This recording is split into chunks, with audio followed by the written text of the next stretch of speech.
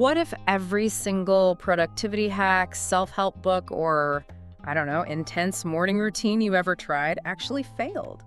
And not because you lacked discipline, but because you were basically using a map for a destination that doesn't actually exist. Yeah, that's the big question. Right. I mean, welcome to the deep dive. Today we are taking on a massive question for you listening. Why do we consume these endless streams of information about improving our lives only to end up feeling, well, more overwhelmed, more fragmented, and just completely exhausted by the whole effort? It really is the defining paradox of the information age, isn't it? I mean, we have more access to psychological, structural, and spiritual blueprints than literally any generation in human history. Oh, by far. But despite all that, so many people feel like they're just staring at scattered puzzle pieces on their living room floor, like they just can't snap them together. Exactly. And that is exactly what we are fixing today for you. We're looking at the capstone of this massive, life-altering framework. It's called the architecture of awareness. It's a huge framework. It is. And our mission today is to completely move away from all that information overload and step into total alignment. We want to explore that exact moment when a philosophical blueprint, gets off the page and transforms into a living, breathing daily practice. Right, what the source text actually calls a human operating system. A human operating system. I love that phrasing. But before we get into the actual mechanics of it, we kind of have to set the table, right?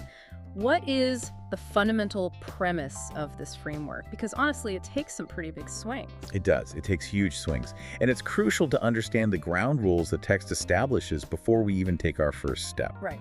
So the overarching premise here is that human growth is not a straight, predictable line. It's not a line from ignorance to perfection.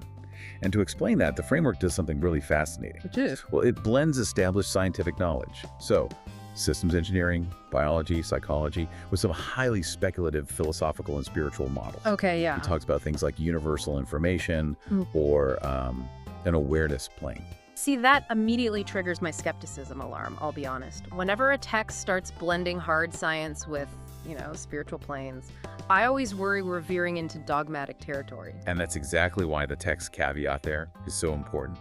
It doesn't present those speculative, metaphysical models as hard science claims, or as religious dogma for that matter. Okay, that's a relief. It explicitly offers them as conceptual tools. They're just lenses for reflection. It's an invitation to think deeply about the nature of reality and your place in it. Right, without forcing anything. Exactly. It never demands that you abandon your intellectual integrity or that you subscribe to a specific theology. The goal isn't to force a belief system. The goal is just to provide a framework big enough to hold the actual complexity of a human life. I love that. It's like a sandbox, not a cage. So let's jump right into this premise you mentioned, that growth isn't a straight line. Yeah, let's do it. If we aren't just marching from point A to point B, eventually graduating and saying, I am now fully aware, hand me my diploma, what shape is this actually supposed to be? Well, the text points us toward the concept of the cycle. The cycle. Right, we're looking at a required transition from linear thinking to cyclical living.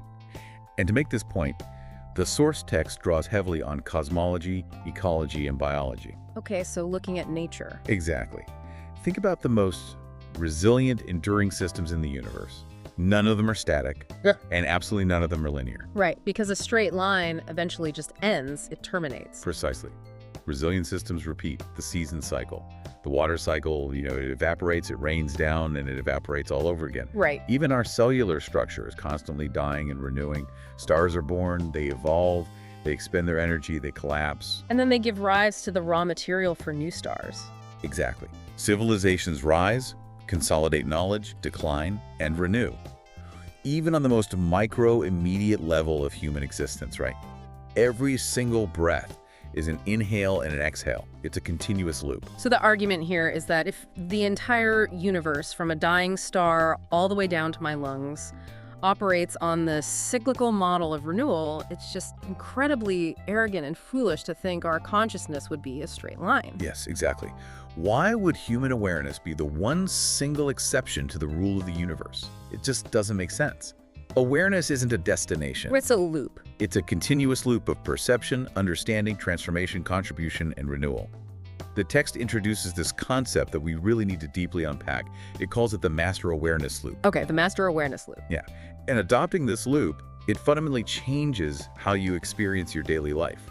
Because think about it, if you view your life as a straight line, what happens when you fail? Well, if I'm on a straight line and I fail, I feel like I've been pushed backward. Like I lost progress, right? I'm just farther away from the finish line. Yes.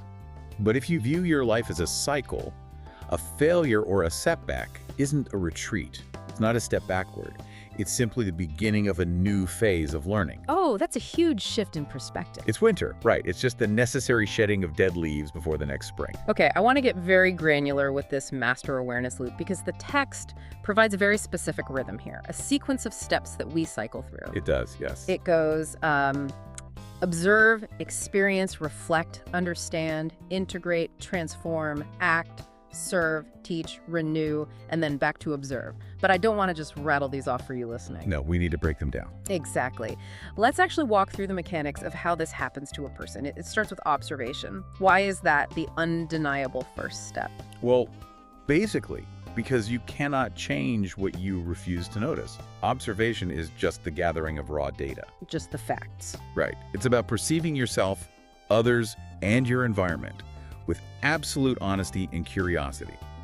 But, and this is key, without immediate judgment. It's simply stating, this is what is happening right now. Like realizing I snap at my partner every time they ask about my finances. Not judging yourself as a terrible monster for it yet, just observing the pattern. Exactly that. And from there, you move into experience. Yeah. You actually live through the reality of that observation. Yeah. You feel the friction of it. Okay. But here is the critical pivot in the loop. Experience alone is completely insufficient for growth.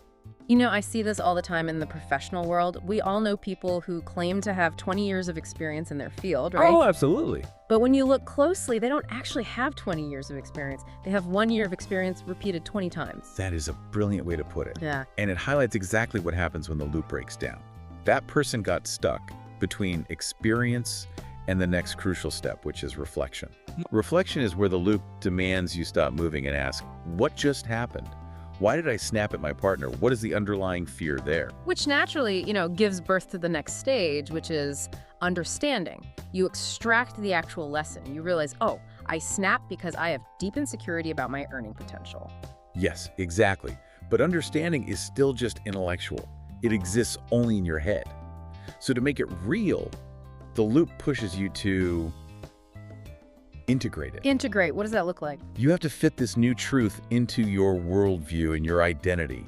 You have to consciously accept, I am someone who struggles with financial insecurity and I need to address it. And integration is sort of a point of no return, isn't it? Because once you truly integrate a new piece of truth, it forces the next step. Transformation. Yes, exactly. You can't unsee the truth. Right. If you know you're acting out of fear, you can't keep pretending you're just being logically protective. The internal architecture actually shifts at that point. Which is what leads to authentic action. The transformed mind behaves differently. But notice how the loop behaves here. Up until this exact point, observation, reflection, integration, transformation, it has all been incredibly internal. Yeah, it's all about the self. It is. But true awareness, according to this framework at least, never terminates on the self. It turns outward. It has to. After you act, you serve. You use this newly transformed, healthier version of yourself to contribute to others. You apologize to your partner. You start building a healthier dynamic. Right. And from service, you move to teach. You pass on the wisdom you gained from the friction. You help someone else who might be struggling with that exact same insecurity. And then the vital final step before the whole thing starts over, renew. You rest. You recover your energy. Yes, recovery is key. You practice gratitude, you prepare for the next cycle, and you return to observation. I was thinking about this, and I have an analogy that might help visualize what it feels like to complete this loop. Oh, I'd love to hear it. Think about a massive, complex video game. You spend 100 hours fighting your way through, you defeat the final boss, the screen fades to black, and the credits roll. Okay, so the linear progression is over. Right, exactly. But instead of just kicking you out to the main menu so you can put the game on a shelf forever, the game offers you a New Game Plus mode. Have you seen that? Yeah, where you start over. Exactly. You spawn back at level 1 in the exact same humble starting village you began in months ago. But there's a catch.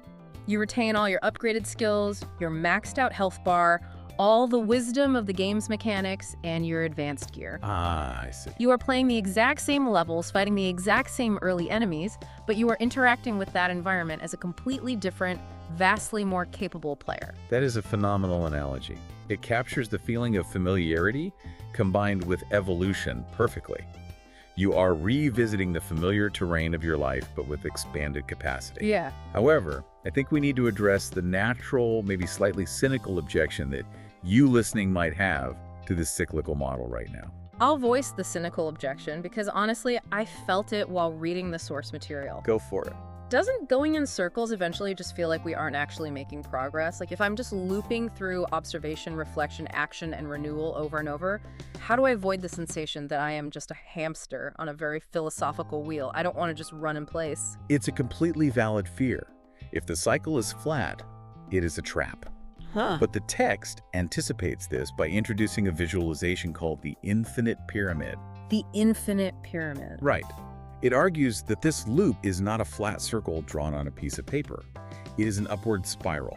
Imagine a spring or a helix. Okay, so I'm moving in a circle, but I'm simultaneously gaining elevation. Exactly. The pyramid model in the text, it starts at the base with an understanding of ultimate reality, or God, Right. or the fundamental truth of the universe, however you choose to define that absolute ground of being. Okay. From that grounding, the spiral moves up through a layer of initial awareness.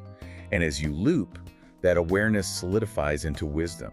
Oh, wow. Okay. As you loop again, that wisdom expands into love.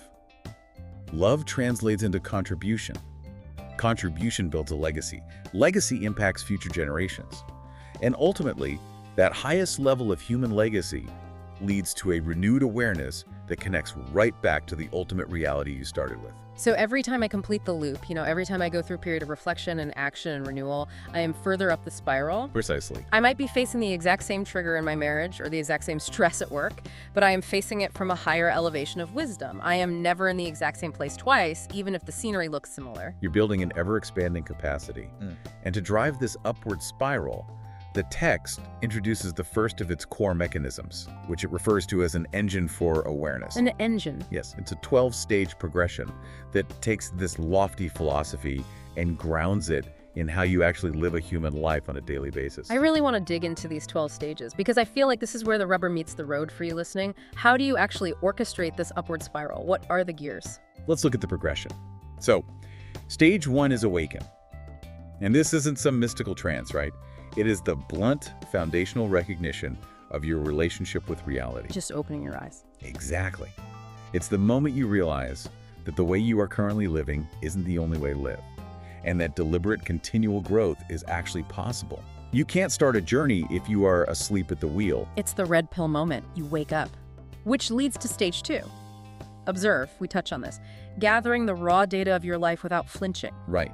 Then stage 3 is understand. This is the synthesis phase. You don't just look at the data of your life, you interrogate it. You ask questions. You take your knowledge, your past failures, your current reflections, and you forge them into deeper wisdom by asking why over and over until you hit bedrock. Which brings us to stage 4. And honestly, this is where I think most people, myself included, experience the most friction. Stage 4 is align. Yes, a line is tough. It is incredibly demanding. This is the process of forcing your internal identity, your stated values, your overarching purpose, and your minute-by-minute daily actions into harmony. And it is painful because it reveals hypocrisy. It reveals massive cognitive dissonance. Totally. If you tell yourself and the world that you deeply value your family, but an audit of your calendar shows that 95% of your waking energy goes into climbing the corporate ladder, you are out of alignment. Yeah, the math doesn't lie. The engine stalls right here for a lot of people. Because stage 4 forces you to either change your stated values to match your actions or change your actions to match your values. But if you survive that friction, right, it gives you the stable, honest ground for stage 5, which is build. I think of this as the grunt work phase. That's a good way to put it. This is where you actually do the reps. You strengthen your physical health so you have actual energy. You forge your character through difficult choices. You repair broken relationships. You acquire the actual hard skills you need. Exactly. You are reinforcing the physical and psychological vessel that is going to carry your purpose. And once you have built those strong materials, the engine shifts gears into stage 6. Right. Create. You take your newly aligned imagination and your strengthened skills, and you turn them into tangible output. Work, art, solutions, systems, innovations. You bring something new into reality. But again, the loop doesn't let you stop at self-actualization, because once you create something, the engine turns outward again. Stage 7 is contribute. Yeah. You take the fruits of your creation and you use them to improve the lives of others. You take your wealth, your art, or your business, and you actually strengthen your community. Which naturally, almost inevitably, evolves into stage 8, lead. Yeah. But we have to be very, very careful here. The text explicitly redefines leadership. How so? Well, it's not defined as domination, coercion, or holding some fancy title. The text defines leadership purely as exercising influence through humility, stewardship, and service. Yeah. It's holding space for others to grow. And if you lead with humility and stewardship long enough, you arrive at stage 9, love.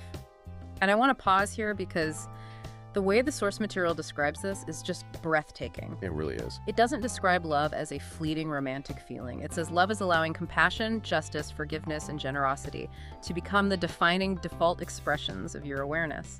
It is awareness made completely active. It is the ultimate proof that the system is actually working.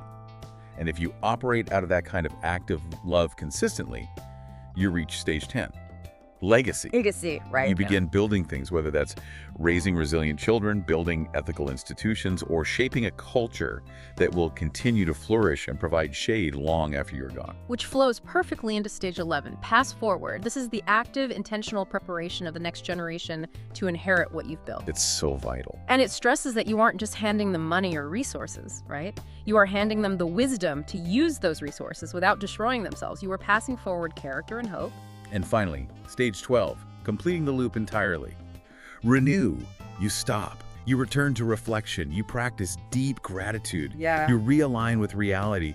You take a breath and you rest before you awaken again for the next cycle, but this time with vastly more awareness than you had the first time around. It is a stunning architecture for a human life, truly. But I'm looking at this beautiful upward spiraling loop, and the pragmatic side of my brain immediately spots a massive vulnerability in the design.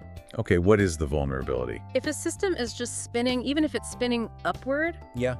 how do you actually objectively know if it is getting better? I mean, how do you know you aren't just deceiving yourself? That's a fair question. Right. Yeah. If you're driving a car and you don't have a speedometer, you might feel like you're going 60 miles an hour, but you could be going 20. If you don't have a fuel gauge, you don't know when the engine is going to die. This beautiful philosophy feels like it could easily dissolve into complete self-delusion if there isn't a way to check our math. You've just hit on the exact reason why the text introduces its next major concept: the absolute, non-negotiable necessity of measurement. Measurement. The philosophy is totally useless without a feedback loop. The text formalizes this as a continuous growth engine. It draws heavily from disciplines where failure is catastrophic: aviation, systems engineering, software development, medicine. High-stakes environments. Exactly. In those fields, they understand a hard truth. Every single complex system requires continuous measurement, testing, refinement, and optimization. You need quality assurance. Wait, hold on. Quality assurance for my life. You're talking about running QA on my soul. I know it sounds. That sounds incredibly exhausting. I already have a boss managing my key performance indicators at work. I have a smartwatch yelling at me about my heart rate and my step count. The absolute last thing I want to do is turn my personal, spiritual, and emotional life into a corporate spreadsheet where I have to audit myself. I completely understand the resistance. It's a very common reaction. It sounds cold, it sounds clinical, but the text is fiercely careful about how it frames this. Yeah. The core philosophy here is that assessment is not judgment. Not judgment, okay. A goal of this feedback loop is not to produce guilt, shame, or a failing grade. Assessment is simply clarity. It is learning. The brutal reality is that without assessment, you have no feedback. Without feedback, there is no improvement. Right. And without improvement, that beautiful evolutionary spiral we just mapped out, it stops completely. You plateau. Okay. I conceptually agree that feedback is necessary. Tracking the quantitative stuff makes total sense. I can measure my sleep hours. I can measure my exercise frequency. I can look at my bank account and see my savings rate. That's binary. It's just math. Right. But the text says we also have to measure the qualitative stuff. It wants us to assess our character, our integrity, our relationships. How do you track the state of your integrity on a 1 to 10 scale without sliding into severe perfectionism? Because the moment I start grading my character as a 6 out of 10 today, I'm going to feel like a complete failure and I'm going to burn out on this entire system. That is the exact trap, the perfectionism trap. And the text provides a fundamental rule to prevent it. The objective is not perfection. The objective is progress. Progress? Yes. You are not grading yourself to determine your worth as a human being. You are collecting data to understand your direction.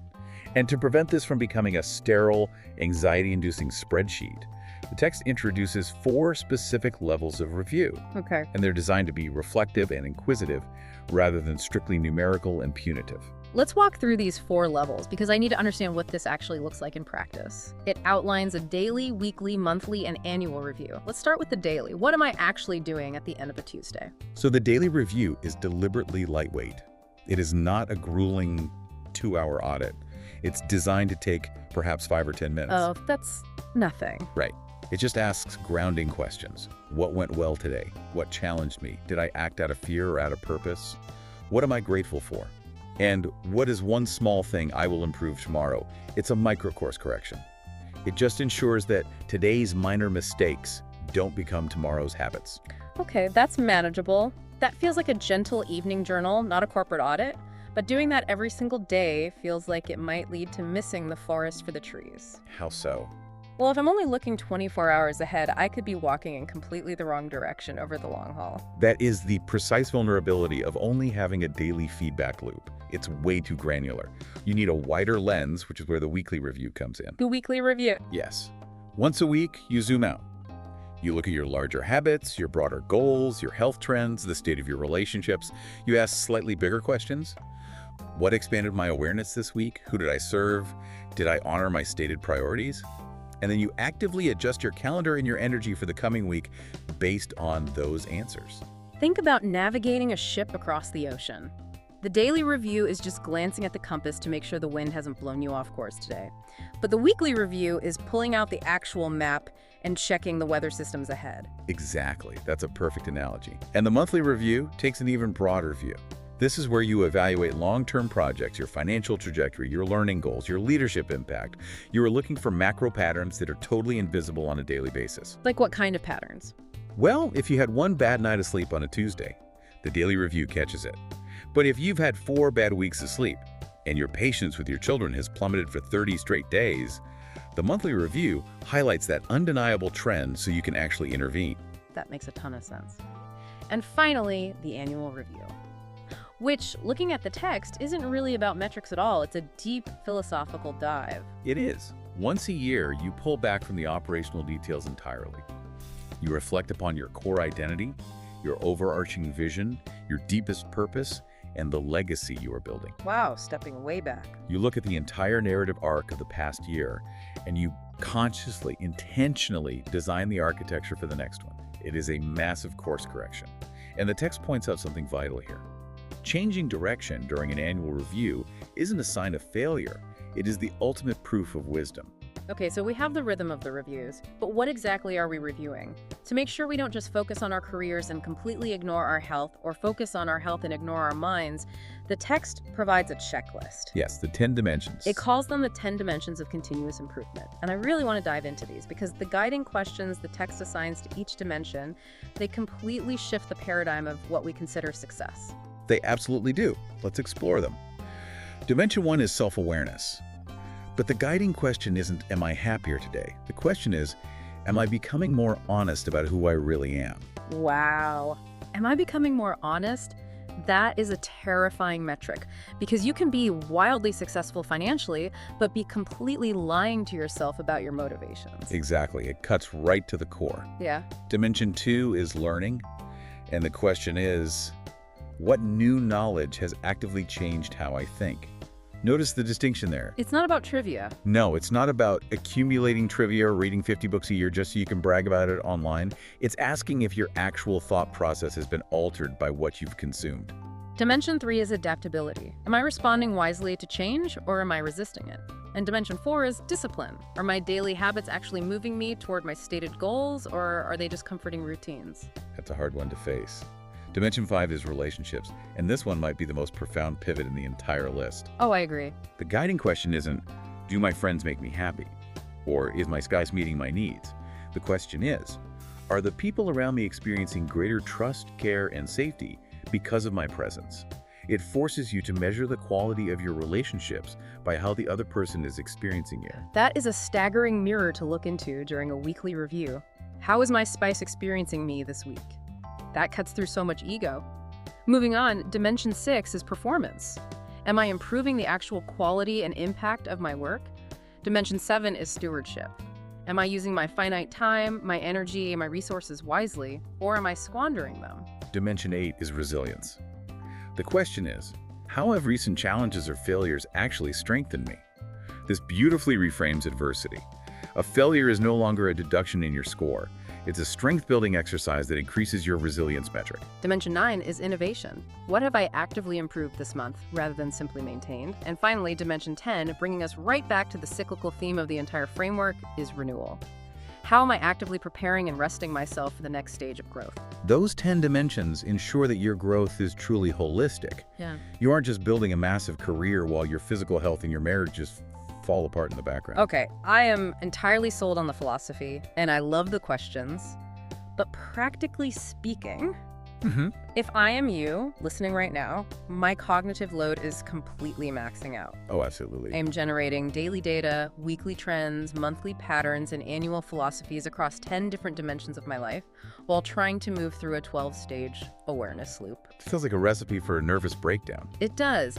How do you look at all this multidimensional data without completely losing your mind? If I'm flying a Boeing 747, I know the plane is generating millions of data points a second, right? Yeah. Fuel injection rates, hydraulic pressures, cabin temperature. Right. But if I'm the pilot, I can't be crawling around in the engine compartment with a flashlight trying to read raw data valves while I'm trying to land the plane. I will crash. You need a control room. The pilot doesn't look at raw data. The pilot looks at an instrument panel. The data is synthesized. And that is exactly what the text builds next. It introduces the concept of an executive control center, a human operating dashboard. I absolutely love this concept, the dashboard. It takes the infinite complexity of your life and synthesizes it so you can actually navigate. It's designed to answer 4 questions at a glance. Where am I right now? Where am I trying to go? What requires my immediate attention today? And am I currently living in alignment with my deepest purpose? Exactly. And to answer those questions without overwhelming the pilot, the dashboard tracks 12 core indicators. It takes the 10 dimensions we just discussed and refines them into 12 actual dials on your screen. What are the dials? Let's look at the scope.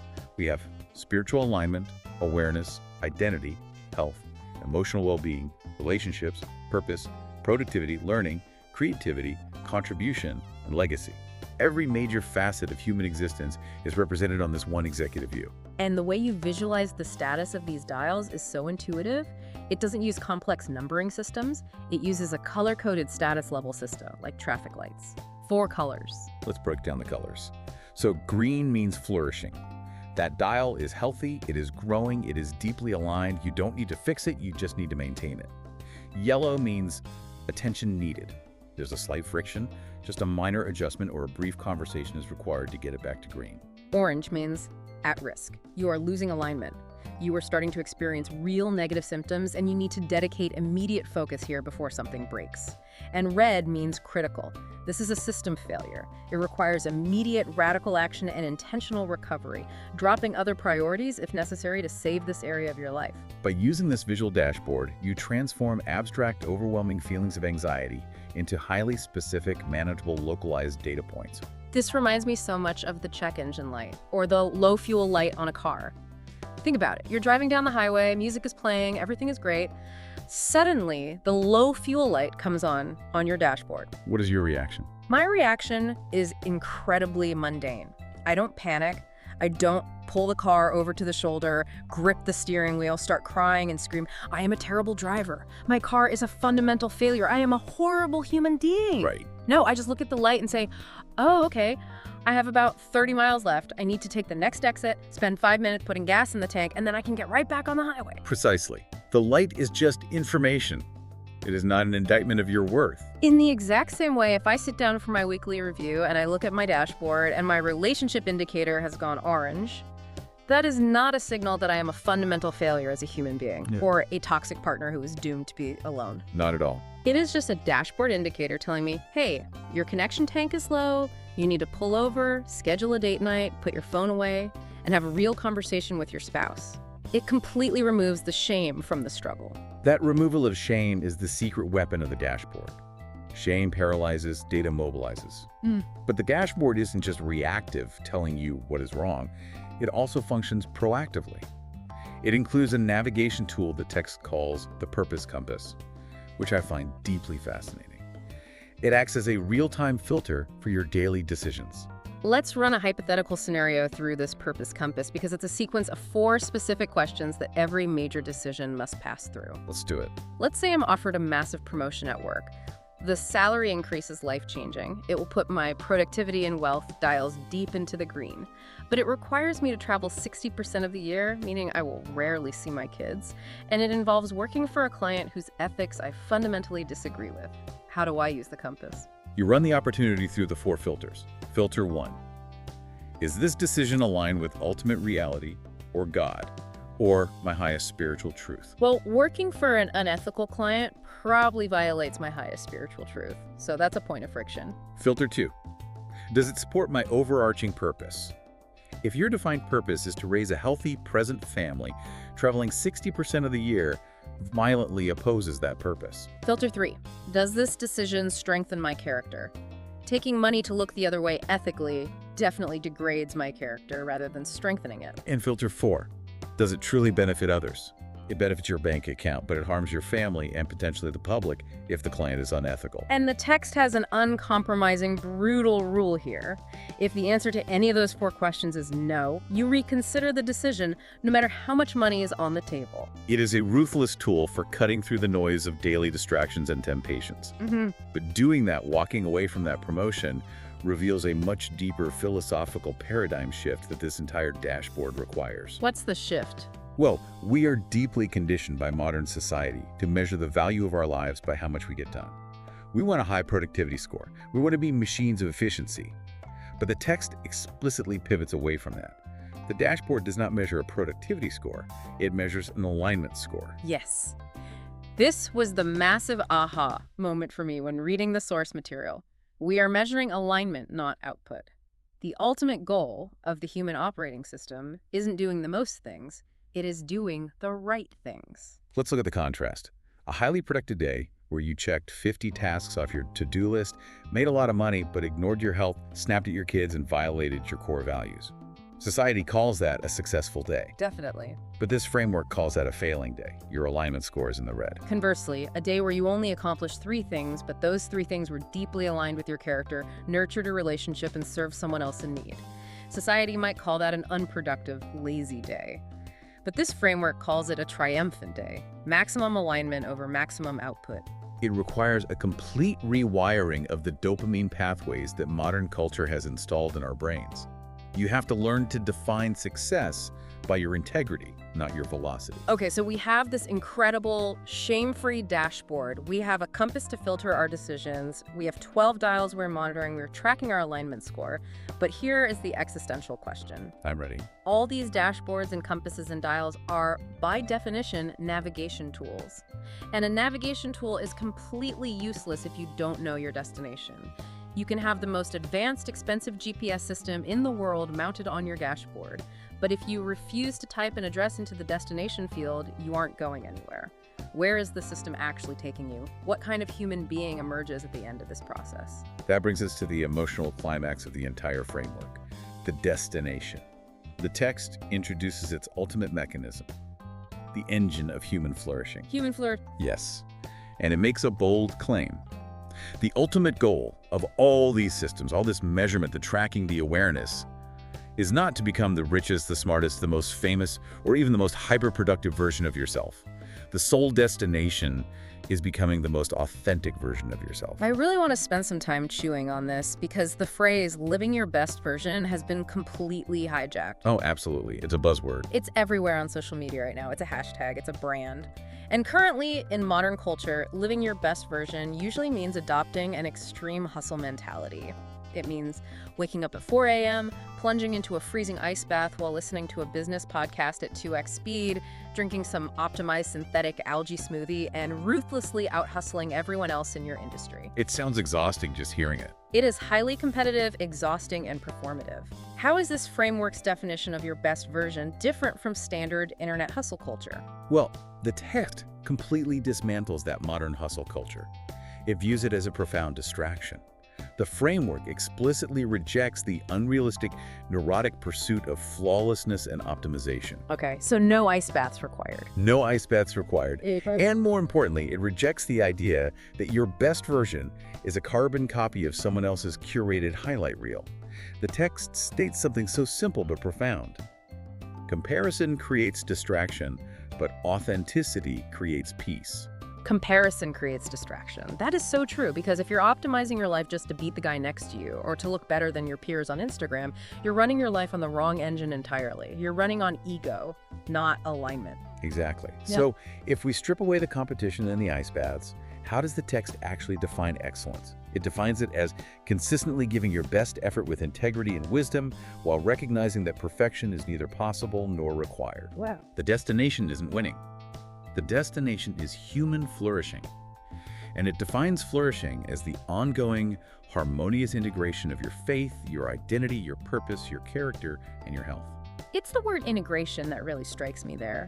In hustle culture, your life is fragmented. You have your fitness bucket where you punish your body, your career bucket where you crush your rivals, and your family bucket that gets whatever energy is left over. Yes, very siloed. But in this framework, identity, purpose, health, and love aren't separate competing buckets anymore.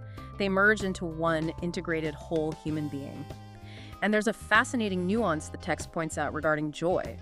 In hustle culture, joy is treated as the trophy. It's the reward you get after you achieve the goal, after you make the $1 million, after you have the six-pack.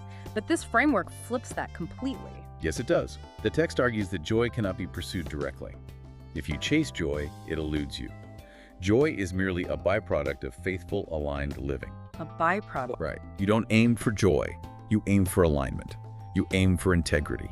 And joy is the natural, unforced companion that walks alongside you when your dashboard is green. Joy is the indicator that the internal ecosystem is healthy. To maintain that healthy ecosystem, the text provides a specific practice, which it calls the Daily Best Version Review. It's a set of evening reflection questions that are vastly different from how much money did I make today or did I dominate my competitors? Very different. I want to read a few of these questions out loud because they are so grounding. Imagine sitting on the edge of your bed right before you go to sleep and asking yourself, did I become a little wiser today? Did I love well? Did I remain faithful to my purpose? Did I help someone? What kind of person am I becoming? Imagine the compounding effect on your psychology if you measured every single day of your life by those specific metrics. You would inevitably, inexorably become a person of profound character and deep, unshakable peace, because you are constantly realigning your compass with authenticity and love rather than status and fear. It's beautiful. It brings the entire massive framework to this incredible climax. We start with universal cycles, we built the awareness loop, we tuned the engine, we set up the measurement feedback, we built the dashboard to monitor it, we aimed that dashboard at authentic human flourishing, and we integrated the whole person. The machine is humming perfectly. So, what could possibly be left? The text has an entire final movement. If the system is fully built and the person is flourishing, what is next? What's next is handing over the map. Handing it over. The final movement of the text is not a conclusion in the traditional sense of closing a book and walking away. It is an invitation.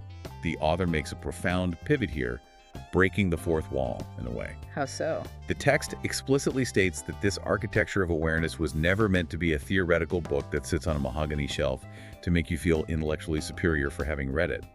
It is meant to be a loving, breathing tradition. The book ends, the text stops, so that your actual life can begin. It introduces the final ultimate engine, the living journey. And the focus makes a massive gravitational shift here. Up until this exact moment, we have been focused almost entirely internally. We've been focused on our awareness, our habits, our alignment score, our dashboard, our flourishing. But the living journey shifts the focus entirely outward. It shifts from internal growth to external legacy. Yes, and it achieves this shift by asking a staggering thought experiment question. It asks you to imagine someone, a descendant, a student, a future citizen, looking at the life you lived, reading the journals you left behind. 100 years from now. 100 years. You will be entirely gone. And it asks, what wisdom would you hope they inherit from you? And then it issues the challenge. Live today as though you are writing their first chapter. That gives me absolute chills. Live today as though you were writing their first chapter. It expands the timeline of your life way past your own death. To help us visualize this massive, multi-generational scope, the text actually zooms all the way out and provides a macro structure for a human life, dividing it into 4 volumes, mirroring the structure of the philosophy itself. Let's look at those 4 volumes because they chart the epic narrative arc of a human life. Volume 1 is Understanding Reality. This is your youth, your early adulthood. You are just trying to figure out how the universe works, what truth is, and what the rules of the game are. Then you move into Volume 2, Becoming Yourself. This is where you do the intense internal work. You figure out your unique identity, you align your purpose, you build your dashboard, you achieve that authentic flourishing we just talked about. Once you become yourself, you overflow into Volume 3. Living beyond yourself. This is where you start pouring your energy into others. You serve, you love generously, you lead with humility. Your life becomes about the community. And finally, the pinnacle, Volume 4, Building the Future. This is where you focus entirely on legacy. You build institutions, you shape culture, and you prepare the next generation to take the baton. It moves beautifully from the cosmos, down to the self, out to the community, and forward into the unborn future. And to sustain a human being across that epic, decades-long journey, the text offers a final set of tools. It calls them the 10 practices for a lifetime. And these are crucial to understand. They are not productivity hacks. They are not morning routines. They are fundamental postures of the heart and mind. Let's unpack a few of the most poignant ones because they act as the guardrails for this long journey. The first one is remain curious. It demands that you never stop asking thoughtful questions. The minute you become dogmatic, the minute you think you have reality entirely figured out and you have nothing left to learn, your awareness dies. Your loop stops. Another vital practice is love generously. It asks you to default to treating every single person you encounter with dignity, compassion, and respect, regardless of what they can do for you. Regardless what you get back. Exactly. And closely tied to that is leave every place better. Whether it is a physical room, a workplace culture, a friendship, or a whole community, you must become someone who improves what has been entrusted to your care. But the practice that absolutely stopped me in my tracks, the one we really need to sit with and explore deeply, is the final one. Practice number 10. The instruction is simply begin again. The text elaborates, saying, no matter what happened yesterday, begin today with renewed hope, humility, gratitude, and purpose. I just want to pause on the profound, breathtaking humility required to actually live that practice. There is immense humility in it, but there is also immense psychological relief. Because begin again acknowledges the reality of the human condition. It acknowledges that despite all your dashboards, all your alignment, and all your wisdom, you will still fail. Yeah. Your dashboard will flash red. You will lose your temper. You will act out of ego instead of love. You'll fall back into old fears. And when that happens, the system doesn't expel you. It doesn't label you a hypocrite and lock the doors. It just whispers, begin again. Yes. It relieves the crushing pressure of having to carry yesterday's failures, yesterday's guilt, into today's possibilities. Every sunrise is a biological and spiritual reset button. You wake up, you take a breath, and you step back into the observation stage of the loop. It is the ultimate antidote to despair. And that leads to a brilliant insight from the text, a final metaphor that perfectly encapsulates this whole journey. The author notes, architecture provides plans. Builders create reality. No chapter can live your life for you. It is the final handover. The blueprint the text provided is rigorous, it is beautiful, and it is tested. But a blueprint, no matter how perfectly drawn, has never sheltered anyone from the rain. You have to take the paper, put it down, pick up the heavy tools, and actually build the structure in the messy reality of your own life. Okay, let's take a deep breath and recap the sheer magnitude of the journey we've been on in this deep dive. Because this has been a massive exploration. We started by completely shattering the illusion of the finish line. We learned that human growth is an evolutionary loop, not a straight line, and that it is driven by the internal gears of awareness, alignment, and contribution. We then explored the absolute necessity of measuring that loop. We realized that without a feedback mechanism, we plateau. But we also learned that this assessment must be about finding clarity, not generating guilt. Progress, not perfection. From there, we built a control room. We took the overwhelming complexity of life and synthesized it into an executive dashboard, tracking core indicators so we can navigate our days using an alignment score. completely rejecting the anxiety of the modern productivity score. We aimed that precise dashboard at the ultimate destination: authentic human flourishing. We abandoned the neurotic hustle culture and comparison, choosing instead to integrate our character, purpose, and health into a joyful, whole person. And finally, we stepped out of our own heads and into the real world. We shifted our focus to the living journey, taking all this hard-won internal growth and turning it outward to create a legacy, operating with the humility to simply begin again every single time we stumble. So as we wrap up this deep dive, I want to speak directly to you listening. Tomorrow morning, your alarm is going to go off, the sun is going to rise, you're going to look out your bedroom window, and nothing extraordinary may appear to have happened overnight. The physical world will look exactly the same. Your boss will still be demanding, your commute will still be long, your responsibilities will still be waiting for you. But the internal architecture has shifted. You now have a choice. You can choose to go through the motions on autopilot, reacting to everything out of fear and habit. Or you can choose curiosity over certainty. You can choose deep purpose over cheap distraction. You can choose to begin again. And I want to leave you with one final provocative thought to mull over as you go about your day, something that builds on everything we've unpacked here. We spent this entire deep dive talking about engines, systems, dashboards, precise indicators, and continuous measurement. We built a very complex machine. But notice where that ultimate infinite pyramid from the text actually leads. It starts with reality, it goes through all this intense human effort, all this tracking and building and leading, and then at the very peak, it loops right back into the source, into ultimate reality. It makes you wonder, what if the true ultimate goal of this human operating system isn't to run the dashboard perfectly forever?